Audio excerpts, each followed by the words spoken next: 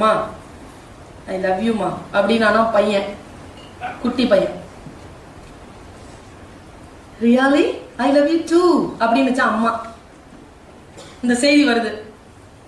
அதே பையன் 16 வயசுல சொன்னான், மா ஐ லவ் யூ. யாரா அந்த பொண்ணு அப்படின்னா அம்மா. 25 வயசுல அம்மா ஐ லவ் யூ மா. ஓகே பரவாயில்ல, தனி கொடுத்தனும் போ அப்படின்னா. 40 வயசுல வந்து சொன்னானா, மா ஐ லவ் யூ மா. சொன்னேன்ல கல்யாணம் பண்ணாத அப்படின்ச்சா அம்மா. 60 வயசுல வந்து சொன்னாங்க, மா ஐ லவ் யூ மா. இந்த பேப்பர்ல நான் சைன் பண்ண மாட்டேன் அப்படின்ச்சு அம்மா. அம்மா இல்லையா, எதுக்காக சொல்றீங்கன்னு தெரிஞ்சிடும் அப்படின்னு ஒரு சாமியார் பேசிட்டு இருந்தாரு. மாத்திட்டேன். சட்டுன்னு ஒரு அனிமேஷன் வந்தது.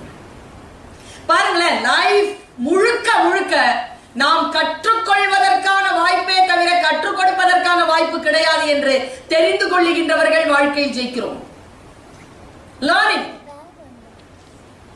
சும்மா சாதாரணமா போட்டுக்கிட்டே இருக்கிறேன். நான் டீச்சர் திருத்தும் பொழுது கீழே அண்டர்லைன் பண்ணிக்கிட்டே இருப்பேன். கீவேர்ட்ஸ் இருந்ததுன்னா மார்க் கொடுத்துக்கிட்டே இருப்பேன். கீவேர்ட்ஸ் நான் இப்ப பேசிட்டு இருக்கிறேன், கீவேர்ட்ஸ் வந்துச்சுன்னா மார்க் போட்டுக்கிட்டே இருக்கேன். ரொம்ப நுட்பமான கீவேர்ட்ஸ் இதெல்லாம். ஒரு சின்ன குட்டி பையன் 8 வயசு அடிக்கோடு, 8 இயர்ஸ் அடிக்கோடு. அந்த பையன் ஆடு மேய்க்கிறவன் அடிக்கோடு. அவன் ரெக்ரியேஷனுக்காக, பொழுதுபோக்குக்காக, கேளிக்கைக்காக அடிக்கோடு யாழ் வாசிப்பதை கற்றுக்கொண்டான். நமக்கு கேளிக்கை என்னமா இருக்குங்க? நம்முடைய கேளிக்கை எப்படி இருக்கணும் தெரியுமா? அடுத்த தலைமுறைக்கு சொல்லித்தாங்க. கேளிக்கை எப்படி இருக்க வேண்டும் என்றால் அடிஷனல் இன்கம் தரக்கூடியதா இருக்கணும். அதுதான் கேளிக்கை. என் கேளிக்கை என்ன தெரியுமா? புத்தகம் வாசிப்பது. நான் புத்தகத்தை வாசித்து விட்டால், ஒரு புத்தகத்தை வாசித்து விட்டால் 5 லட்சம் ரூபாய் சம்பாதித்து விடுவேன். 50,000 கிலோமீட்டராவது பயணம் செய்து விடுவேன். ஒரு 1 லட்சம் மக்களையாவது சந்தித்து விடுவேன். என் கேளிக்கையில் நான் சம்பாதிக்கிறேன்.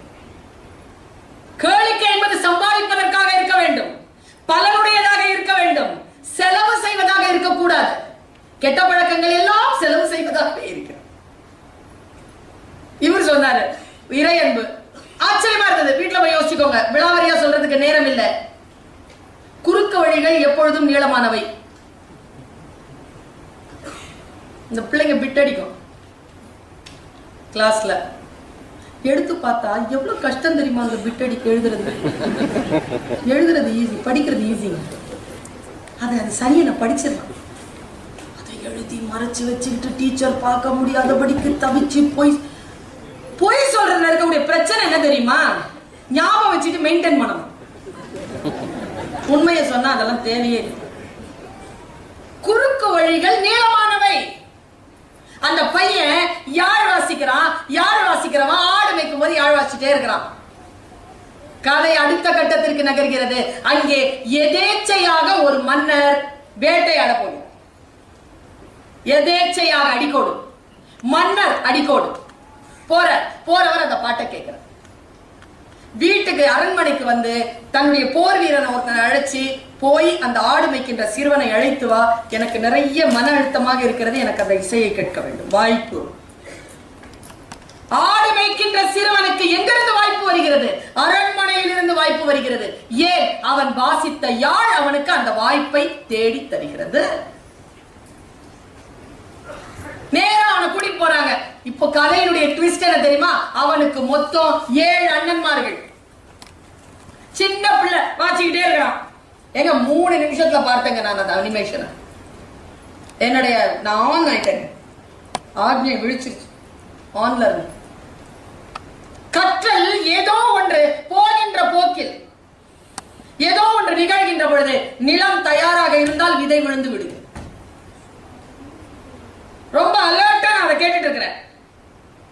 அவன் வந்து அந்த பையன் வந்து யாழ் வாசிக்கிறான். மன்னர் உட்கார்ந்து இருக்க. யாழ் வாசிக்கிட்டே இருக்கும்போது ஒரு தூதுவன் வரான். தூதுவன் வந்து சொல்றான், போர் மூண்டு விட்டது, பகையரசர்கள் படையோடு வந்து விட்டார். இவன் டென்ஷன் ஆகி யாழை நிறுத்த சொல்லிட்டு டென்ஷன் ஆகி சொல்றான், எங்களிடத்தில் படைபலம் இல்லை, வீடுகளில் இருந்து இளைஞர்களை வரவழை. இந்த பையனுக்கு பயம், தனக்கு 7 அண்ணன்கள் இருக்கிறாங்க, அவங்களும் பிடிச்சிட்டு போயிடுவாங்களோ. பிடிச்சிட்டு போயிட்டாங்க. மறுபடியும் யாழ் வாசிக்கிட்டே இருக்கான், பதட்டமா இருக்கிறான். சாயந்தரம் 5 மணி ஆகுது, பதட்டமாவே இருக்குது. போர் முடிய போகுது, 6 மணிக்கு முடிஞ்சிடும் போர். இவன் எடுத்து வச்சுட்டு நான் போர்க்களத்துக்கு போய் கொஞ்சம் என் அண்ணனை பார்த்துட்டு வந்துடுறேன்னு சொல்லிட்டு பர்மிஷன் கேட்டுட்டு போர்க்களத்துக்கு போயிட்டான். போர்க்களத்துக்கு போய் பார்க்கறாங்க புள்ள. பார்த்தா போர் நடக்கவே இல்லை, பேச்சுவார்த்தை தான் நடந்துட்டு இருக்கு. அவன் பார்க்கறான், என்ன பேச்சுவார்த்தைனா, கவனமா கேளுங்க, இது application literature. Mathematics, application mathematics, applied psychology, applied zoology படிக்கிறோம்ல, அப்ளைடு லிட்ரேச்சர். என் வாழ்க்கையில் நான் அந்த கருத்தை தெரிந்து கொண்டதற்கு பிறகு வேறு சில சாதனைகளை சாதித்து முடித்து விட்டேன். உங்களால் உங்களுடைய வாழ்க்கைக்குள் இந்த கருத்தை செலுத்திக் கொண்டே ஏதேனும் மாற்றம் நிகழ்த்த முடியுமா என்று பாருங்க. அவன் நேரா போறான், போய் வேடிக்கை தாங்க பாக்குறான். வேடிக்கை பார்க்க போனா, அண்ணன்களை பார்க்க போனா, போன இடத்துல 25 அடி உயரமான ஒரு அரக்கன் நின்று பேசுறான். அரக்கன் பேசுறான், பாலஸ்தீனத்திலிருந்து வந்திருக்கிறான் அந்த அரக்கன். அரக்கன் பேசுறான், உங்களில் என்னை ஜெயித்தவர்கள் இந்த படையை ஜெயித்தவர்களாக ஆகும். வாங்க, என்னை யார் ஜெயிக்கிறீங்க? செதறி ஓடுது இந்த படை, செதறி ஓடிடுச்சு. இந்த குட்டி பையன் இருக்கான்ல, இப்பதான் கதை ஸ்டார்ட், நமக்கான கதை. குட்டி பையன் ஓடி போனா, நம்ம தளபதி கிட்ட, சார் இங்க இருக்கிறான், தளபதி அங்க இருக்காரு, சார் நான் போய் அவனை அடிக்கிறேன் சார். உங்களை மாதிரி அவனும் சிரிச்சான். எப்படிக்கா போவ? 25 அடி உயரமான ஆளை எப்படி அடிப்ப? ஆயுதம் வச்சிருக்கேன் சார். ஆயுதமா? ஆயுதத்தை எடு. எடுத்தான் பாருங்க ஆயுதத்தை, ஆடி போயிட்டாங்க. நானு உண்டிகோல் எடுத்தாங்க. நான் அப்படியே ஆச்சரியமா பார்த்திருக்கேன், என்னடா அந்த உண்டிகோல் எடுத்துட்டு 25 அடி உயரமான அரக்கன் அடிக்கிறேன்னு பாக்குறாங்க, என்ன கதை இது? அப்படி சொன்ன உடனே அவன் சிரிச்சுக்கிட்டே சொன்னான், டேய், காக்கா அடிக்கிற உண்டிகோலை வச்சுக்கிட்டு அரக்கன் அடிக்க முடியுமா? அவன் சொன்ன வார்த்தை தான் என் உறவுகளே இன்றைக்கு வெற்றி கொடி கட்டல அடிக்கோடிடுற வார்த்தை. அவன் சொன்னா, இதை நான் காக்கா அடிக்கிறதுக்காக பிராக்டிஸ் பண்ணல, வேற என் ஆடுகளை கடிக்க வரும் சிங்கங்களை அடித்து பயிற்சி செய்வேன். பறவைகளை அடிக்கிற ஆயுதத்தை வைத்து சிங்கங்களை அடிக்க பயிற்சி செய்திருக்கிறேன்னு சொன்னா பாருங்க. நீதான்டா ஹீரோ, நீதான்டா ஹீரோ. சினிமால வரவனா ஹீரோ இல்ல? நான் கேக்குறேன், உண்மையா குதிக்கிறான் ஒருத்தன், அவனுக்கு பேர் டூப்பு. குதிக்கிற மாதிரி நடிக்கிறவன் ஹீரோ. கருத்தில் மாற்றம் வேண்டும் நமக்கு. இந்த உண்டிகோலை வைத்துக் கொண்டு சிங்கங்களை அடிக்க பயிற்சி பண்ண நீதான்டா ஹீரோன்ட்டு அந்த குட்டி பையனையே பாக்குறான். அவன் நேர போறாங்க. யூத், கேர்ள்ஸ், லேடிஸ், ஆண்களுக்கெல்லாம் நிறைய விஷயங்கள் தெரியும், நமக்கு தான் சொல்லி தர மாட்டேங்க. என்ன மாதிரியான ஆட்கள் கூப்பிட்டாங்கன்னா சொல்லி தருவோம். அவன் என்ன தெரியுமா செஞ்சான்? குறி பார்த்தானுங்க. அது எழுதுறாரு, அந்த குறி பார்த்ததை எழுதுறாரு. அவன் எப்படி குறி பார்த்தான்னா, தன் இத்தனை ஆண்டு காலமான அந்த பயிற்சியில் அவன் குறி எங்க பார்ப்பானா, அந்த சிங்கத்துக்கு தலைக்கு வலது பக்கத்துல கொஞ்சம் இன்ச்சு வச்சு பார்ப்பான். நீங்க நல்லா பாருங்க, உயரம் தாண்டுதல்ல இருக்கக்கூடிய அந்த வீரன் இருக்கான்ல, அந்த வீரன் எப்ப அந்த உயரம் தாண்டத தொடுவான் தெரியுமா? எங்க தொடுவானா, நீங்க எங்க கம்பு இருக்குதோ அங்க வைக்க மாட்டான் அவனுடைய பார்வையை. நீங்க வேணும்னா வீட்டுல போய் கிராஃப் போட்டு பாருங்க. அவன் பார்வை எங்க தெரியுமா இருக்கும்? அவன் எங்க தெரியுமா இலக்க நிர்ணயிப்பான்? அந்த கோடுல இல்ல, கம்புல இல்ல, கம்புக்கு ஒரு 4-5 இன்ச் மேலதான் வைப்பான். அப்போதான் அவனால தாண்ட முடியும். நாம எல்லாம் வந்து கம்புல வைக்கிறோம் இலக்க, கம்புல வைக்க கூடாது இலக்க, கம்பை தாண்டி வைக்கணும். அவன் நெத்தி பொட்டுல வைக்கலைங்க இலக்க, நெத்தி பொட்டுக்கு கொஞ்சம் லெப்ட்ல வச்சான். குறிப்பா எழுதுறாரு அந்த எழுத்தாளர். அடிச்சான் பாருங்க, அங்க அடிச்சா என்ன ஆகுமா? ஃபெயிண்ட் ஆயிடுமா, சிங்கம் ஃபெயிண்ட் ஆயிடுமா. ஏன்னா சிங்கத்தை கொல்வது அல்ல அவன் நோக்கம். சிங்கத்தை கொன்று என்ன செய்ய போகிறான்? சிங்கம் அதன் பாட்டுக்கு போகுது. அவன் அதை பெயிண்ட் ஆன உடனே ஆட்டெல்லாம் ஓட்டிட்டு வந்துருவான். அவன் சிங்கத்தை கொலை செய்ய மாட்டான். அவனுக்கு நோக்கம் வந்து அவனை கொலை செய்வதல்ல, அவனை தோக்கடிக்கிறது. தோக்கடிக்கிறோங்கிற பேர்ல எத்தனை பேரை நாம் கொலை செய்கிறோம்? தோற்கடித்தால் போதும் தானே. கொலை செய்வதல்ல இலக்கு, தோற்கடிப்பது இலக்கு. மயக்காடையை வச்சுட்டு அடிச்சா பாருங்க, அப்படியே சாண்டிட்டாங்க. சாஞ்ச உடனே வேலை முடிஞ்சது இல்ல, போலாம்ல. எல்லாரும் ஆர்ப்பரிச்சுட்டு போறாங்க. எனக்கு எங்க தெரியுமா பிடிச்சது அவனை, அந்த பையனை. அவன் கூட்டத்தை விலக்கிட்டு அரக்கன் கிட்ட போனாங்க. ஏப்பா அவன் அரக்கன் கிட்ட போறானா, எனக்கும் உங்களுக்கும் தான் அது கல், அவனுக்கு அது ஆயுதம். அதை எடுக்கிறதுக்கு போனாங்க. அந்த அரக்கன் மேல ஏறினாங்க. ஏறி அந்த கல்ல, நமக்கெல்லாம் தான் கல்லு அடிக்கணும். அவன் எவ்வளவு தேர்ந்தெடுத்திருக்கணும் தெரியுமா அந்த கல்ல. அந்த சைஸ் பார்க்கணும், அப்புறம் அதை ஷார்ப் பண்ணி இருக்கணும், அந்த பேக்ல அவன் வந்து வச்சிருக்கக்கூடிய முறை எல்லாம். ஆயுதத்தை அப்படிதானே. இப்ப எனக்கு இது ஆயுதங்க. இதை நான் கீழே இருக்கும்போது என் கையில கொடுத்தீங்கன்னா விளையாடிட்டு தான் இருப்பேன். மேல வந்த உடனே ஆயுதமா மாத்துறல நாங்க. அவன் ஆயுதமா மாத்தினாங்க. அந்த கல்ல மாத்திட்டு அவன் மறுபடியும் மேல ஏறான். நான் ஆச்சரியப்பட்டேங்க அந்த பிள்ளையினுடைய வேலையை பார்த்து. மேல ஏறி இந்த கல்லை எடுத்து என்ன பண்ணா, தன்னுடைய பையில பத்திரப்படுத்தினா பாருங்களேன்.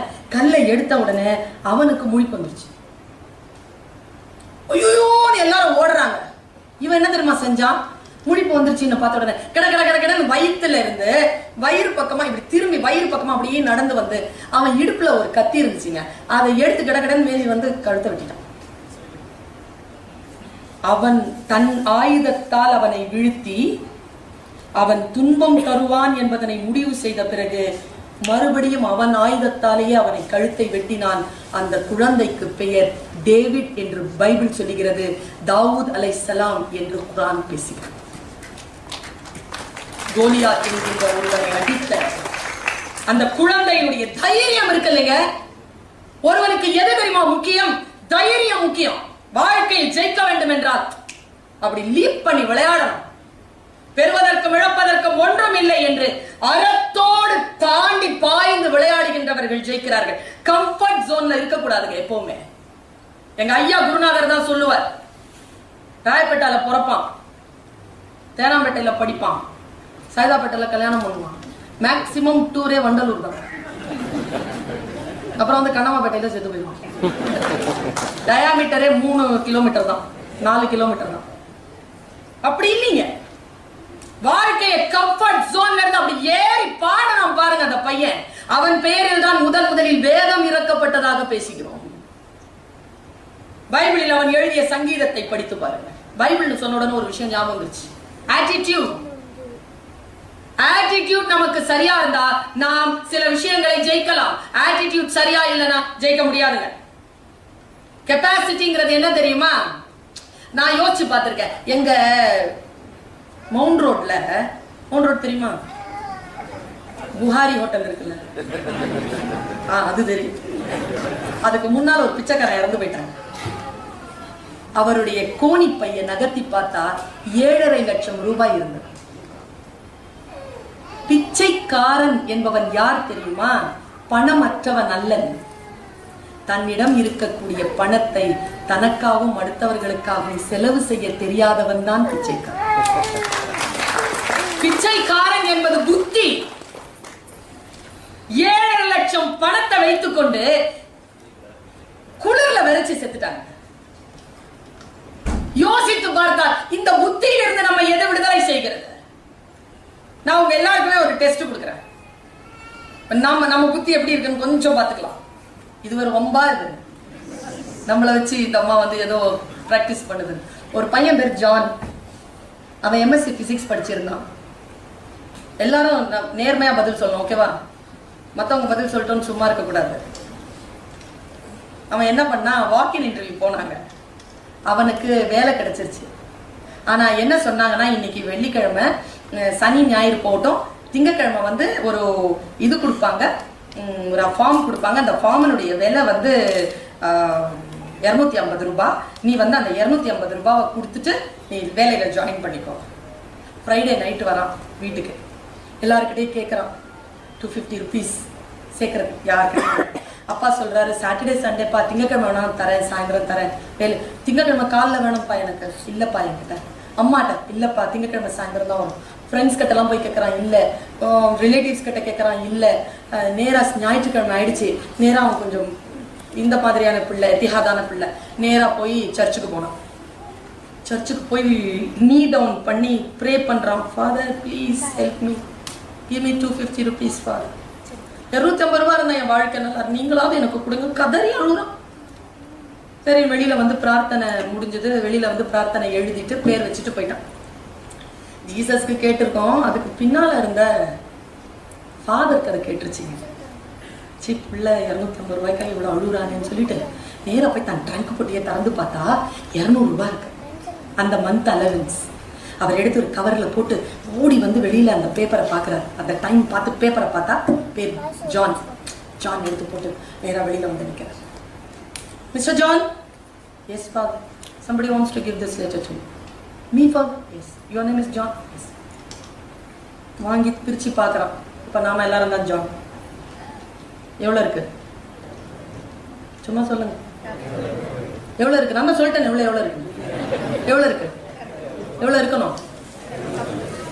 இதான் நாம எவ்வளோ இருக்கணும்? பெத்த அம்மா தரல, கூட பிறந்தவங்க தரல, ஃப்ரெண்ட்ஸு தரல, பாவம் அந்த ஃபாதர் கொடுத்துருக்கிறாரு. எவ்வளோ இருக்கணும்? 250 இருக்கும். எப்படிங்க இருக்கும் 250? 250 தான் இருக்கணும். இந்த நம்மளை விட நல்லவன் ஜான். நேரா உள்ள போய் அந்த சாப்பல் உள்ள போயிட்டு அந்த ஜீசஸ் கிரைஸ்ட் கால் அப்படி தூக்கி போட்டாங்க அந்த கவரை. ஜீசஸ் தப்பு பண்ணிட்டீங்க ஜீசஸ். நான் கேட்ட காசை பிரேயரை நீங்க கேட்டீங்க, தப்பான ஆள்கிட்ட கொடுத்து அமிச்சிட்டீங்க. 50 ரூபாய் அடிச்சுட்டாங்க. மனசுங்க, மனசு இப்படி இருக்கும்போது எங்க இருந்து ஜெயிக்கிறது சொல்லுங்க? நம்முடைய மனதை முதல். அதனால தானே வள்ளுவம் சொல்லுகிறது, மனத்து கண் மாசு இளன் ஆதல் அனைத்து அரண் ஆகுல நிரப்பிற. மனச வந்து நாம கவலைகள் இல்லாமல் அழுக்கில்லாமல் வைத்திருக்கிறோமா? மனதை மிக பெரிய அளவிற்கு வைத்திருக்கிறோமா? பெரிய மனசுக்காரங்கிறது யாருங்க? பெரிய மனசு சின்ன மனசுன்னு சொல்லுவோமே. என்னங்க, என்னுடைய தாயார் சொன்னாங்க ஒரு வாட்டி, குழந்தை உட்கார்ந்துட்டு இருக்கு, கால் நீட்டிருச்சு, அப்பா பெரியவர் வரும்போது கால் நீட்டுது பாருங்க அப்படின்ட்டு குழந்தையை திட்டுவது. ஒரு பெரியவர் உட்கார்ந்து இருக்கின்ற பொழுது நீங்க வரீங்க, அவங்க எதிர்க்கிறாங்க. சரி, எவ்வளவு பெரிய மனுஷத்தானம். அவன் எழுந்திருப்பதற்காக அவனை பாராட்டுகிறோம், கால் நீட்டுவதற்காக திட்டுகிறோம். இதை சொல்லிட்டு தான் எங்க அம்மா சொன்ன அந்த வார்த்தை எனக்கு புரிந்தது.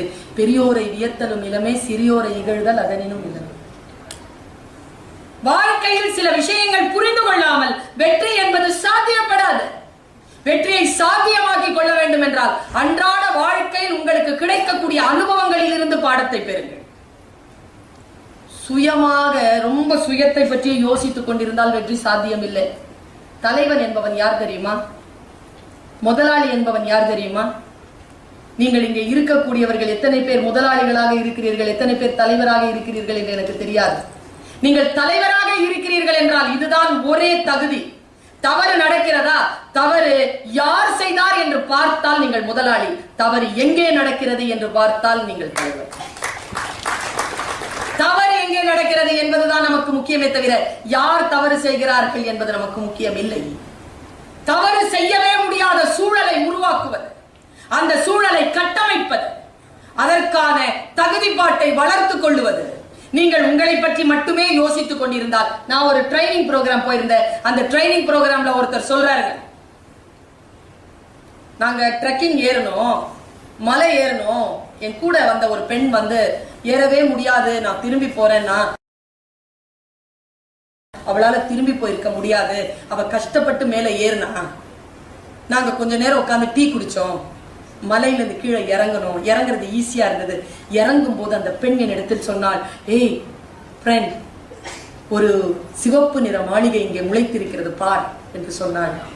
எனக்கு பெரிய ஒரு மனசுல ஒரு பெரிய அடி விழுந்தது. அங்க முளைக்கல, அது ஏற்கனவே இருந்தது. தன் சுய துக்கத்தை மட்டுமே பார்த்து கொண்டு அவள் ஏறியதனால் அவள் பார்வையில் அது படவில்லை. எப்பொழுது அவள் தன்னிலிருந்து விடுதலை பெற்றாளோ அப்பொழுது அந்த அழகு எல்லாம் அவளுக்கு கண்ணில் பட தொடங்கியது.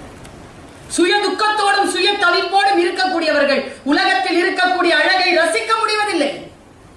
சுய துன்பங்களிலிருந்து விடுபடுவது என்பது என்ன? சுய துன்பங்களிலிருந்து விடுபடாமல் நம்மால் வெற்றியின் சில படிக்கட்டுகளை கூட தொட்டுவிட முடியாது. இந்த உலகத்தில் யார் என்ன வார்த்தை பேசினாலும் அந்த வார்த்தைக்கு பின்புலமான ஆழமான உண்மையை விசாரித்து அறிந்து நம்முடைய வாழ்க்கையில் அது பொருத்திக் கொள்ள முடியுமா என்று யோசித்து பாருங்கள். எனக்கு ஒரு சொல் போதுங்க, 3 நாள் என்னால் உட்கார்ந்து இருக்க முடியும் அந்த சொல்லோடு. ஏனென்றால் சொல்தான் நம்முடைய வாழ்க்கையை மாற்றி போடக்கூடிய மிகப்பெரிய வல்லமையை தருகிறது. வாழ்க்கை எனக்கு நேருகின்ற அனுபவங்களைத்தான் நான் பாடமாக சொல்லிக் கொண்டிருக்கிறேன். வாசிக்கின்ற விஷயங்கள் சொல்ல ஆரம்பித்தால் காலம் போதாது, ஆயுசு போதாது. கராத்தே கிட்னு ஒரு படத்துல ஓடி வருவான் பையன், oh master master that woman is dancing like a snake master. போய் நீ போட்டு பாருங்க நைட்டுக்கு படத்தை. அப்ப ஜாக்கி சான் சொல்வாரு, no okay, that woman is not dancing like a snake, go and see again அப்படிம்பார். அவன் போய் பாப்பான் மறுபடியும், எஸ் மாஸ்டர். ஒரு 6 அடிக்கு ஒரு பெரிய பாம்பு அப்படி ஆடிட்டு இருக்கோம், ஒரு அம்மா அதுக்கு முன்னால கட்டவரல்ல நின்னுட்டு அதுவும் ஆடிட்டு இருக்கும். Yes master, that woman is dancing like a snake master. ஏன்னா ஸ்னேக் தானே ஆடும், பொம்பளை ஆட மாட்டால. ஸ்னேக்கினுடைய பழக்கமே ஆடுறது. இவ நிக்கிறா, இவ ஆடுறா, அது பாம்பு ஆடுது. அந்த மாதிரி ஒரு காட்சி வரும், போய் பாருங்க. நான் தெரிந்து கொண்டது என்ன தெரியுமா? அதுல அவன் சொல்லுவான், that woman is not dancing like a snake, the snake is dancing like a woman. இவ ஆடும்போது அது ஆடுது, இவ எப்படி ஆடுறாளோ அப்படி ஆடுது. உங்களுக்கான செய்தி என்ன தெரியுமா? பாம்பு என்பது உலகம் என்றாலும், நீங்கள் பெண் என்றாலும், உலகம் ஆடுவது போல் நீங்கள் ஆடவில்லை. நீங்கள் ஆடுவது போல் இந்த உலகம் ஆடிக்கொண்டிருக்கிறது. அந்த ஆட்டத்தை நீங்கள் ஆட வேண்டும். உங்களுடைய அசைவுதான் இந்த உலகத்தை அசைக்க வேண்டும். அப்படி என்றால் நாம் சில கற்றலில் நம்முடைய வாழ்க்கையை செலுத்த வேண்டும். மனம் திறந்து ஏற்கனவே இருக்கக்கூடிய குப்பைகளை வைத்துக் கொண்டு யோசிக்காமல் பெரிய விஷயமா யோசி பாருங்க. விஷயங்களை கொஞ்சம் பெருசா யோசிப்போம். இன்னில இருந்து யோசிங்களேன், கொஞ்சம் பெருசா யோசிங்களேன். ஏற்கனவே யோசித்த சிந்தனைகள் இருந்து கொஞ்சம் விடுபடுங்களேன். பாரதி பாட்டு பாடுறாங்க, காணி நிலம் வேண்டும். அந்த பாட்டு அப்படியே வாசி பாரு, கடைசியில சொல்லுங்க ஏன் பாரதி அவ்வளவு புகழ் பெறான்? ஒரே வார்த்தை, காணி நிலம் வேண்டும் பராசக்தி, காணி நிலம் வேண்டும். தூணில் அழகியதாய் நன் மானங்கள் துய்ய நிறத்தினதாய் அந்த காணி நிலத்திடையே ஒரு மாளிகை கட்டித்தர வேண்டும். அங்கே கேணி அருகினிலே தென்னை மர கீற்றும் இளநீரும், 10-12 தென்னை மரம் பக்கத்திலே வேண்டும். நல்ல முத்துச்சுடர் போல நிலாவொளி முன்பு வர வேண்டும். அங்கே கத்தும் குயிலோசை சற்றே வந்து காதில் பட வேண்டும். என் பாட்டு கலந்திடவே அங்கே ஒரு பத்தினி பெண் வேண்டும். இத்தனையும் கேட்பாங்க. கடைசியில ஆடி போன ஒரு இடம் சொல்லிட்டு நிறுத்துறேன். அம்மா எல்லாம் கிடைச்சிச்சு, அம்மா அந்த காட்டு வெளியினிலே உங்க காவல் வர வேண்டும். அவள் ஏன் அப்படின்னு கேட்பா. ஏன் நான் இது காவல்? என்ன யாராவது டிஸ்டர்ப் பண்ணாங்கன்னா கவிதை எழுதணும், நீ காவலுக்கு நில்லு. கடவுளை காவலுக்கு நிக்க சொன்னான். பாட்டு பாருங்க, உயர்ந்ததுங்க. சொல் உயர்ந்தது, சிந்தனை உயர்ந்தது. உயர்ந்த சிந்தனைகளோடு இருங்கள். உலகம் உங்கள் காலடிக்கு வரும். உலகம் ரொம்ப சின்னதுங்க, உங்கள் சிந்தனை மிகப்பெரிய. அவன் என்ன தெரியுமா சொன்னா? கடைசி அப்படி முடிக்கிறான் பாருங்க. டேய், நான் உன்னையே பார்த்துட்டு காவலுக்கு நின்னா என் வேலையை யாரா பாத்துக்குவா? ஏமா நீ என்ன பாத்துக்கமா, உன் வேலையை என் பாட்டு பாத்துக்கமா. என் பாட்டு திறத்தாலே இவ்வையத்தை பாலித்திட வேண்டும் என்று பாடினான். 50-60 ஆண்டுகள் மட்டுமே வாழ்ந்த பெரியவர்கள் எத்தனையோ விஷயங்களை விட்டு போகிறார்கள்.